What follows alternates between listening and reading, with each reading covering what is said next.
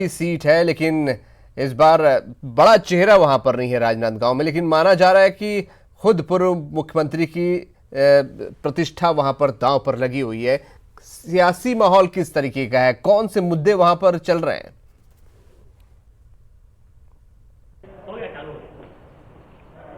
जी देखिए, क्योंकि ये लोकसभा का चुनाव है और राष्ट्रीय मुद्दे इस चुनाव पर ज्यादा हावी रहते हैं, लेकिन बावजूद इसके स्थानीय मुद्दों की भी कमी नहीं है। क्योंकि बीते 15 सालों तक के डॉक्टर रमन सिंह जो है वो मुख्यमंत्री रहे हैं और इस दौरान उनके बेटे सांसद जो है 5 सालों तक अभिषेक सिंह रहे हैं। ऐसे में राजनांदगांव को काफी कुछ मिलना था, लेकिन कुछ स्थानीय अगर हम रोजगार के मुद्दों की बात करें और साथ ही साथ यहाँ पर एक बीएनसी मिल था, उसके बाद नए रोजगार के साधन उपलब्ध नहीं हो पाए और बुनियादी जो जरूरतें हैं शिक्षा, पानी, बिजली की, वो कई दूरस्थ अंचलों में अब तक के नहीं पहुंच पाई है।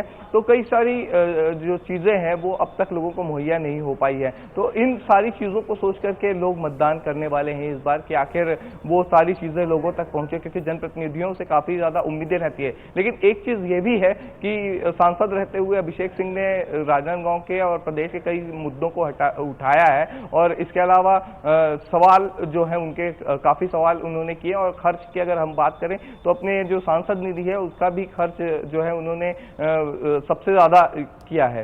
तो ये खर्च करने में अभिषेक सिंह इस बार आगे रहे हैं। और एक बात यहाँ पर ये भी सामने आती है कि इन तमाम चीजों के बावजूद जो स्थानीय मुद्दे हैं उन स्थानीय मुद्दों का भी प्रभाव यहाँ पर देखने को मिलेगा, और वो भी अलग अलग विधानसभा क्षेत्र के अनुसार अलग अलग तरीकों से देखने को मिलेगा। क्योंकि करीब 8 विधानसभा क्षेत्र यहाँ इस पूरे संसदीय क्षेत्र में आते हैं। तो अगर हम कवर्धा, पंडरिया और खैरागढ़ इलाके की बात करें तो वहां पर स्थानीय लोगों की मांगे अलग हैं, वहां के किसानों की मांगे अलग है। वो एरिया जो है वो गन्ने की खेती को लेकर के जाना जाता है और जो शक्कर मिल है वहां उसको लेकर के लोगों की दिक्कतें हैं और परेशानियां हैं जो अब तक के सॉल्व नहीं हो पाई है।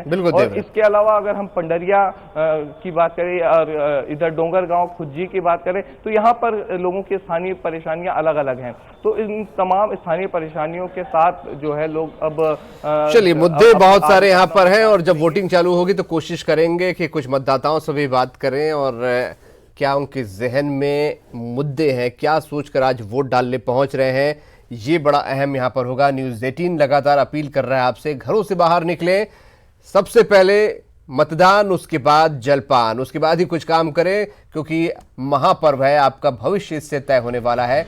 घरों से बाहर निकले और बड़ी संख्या में वोटिंग करें। लगातार अपडेट्स न्यूज़ 18 आपको दे रहा है।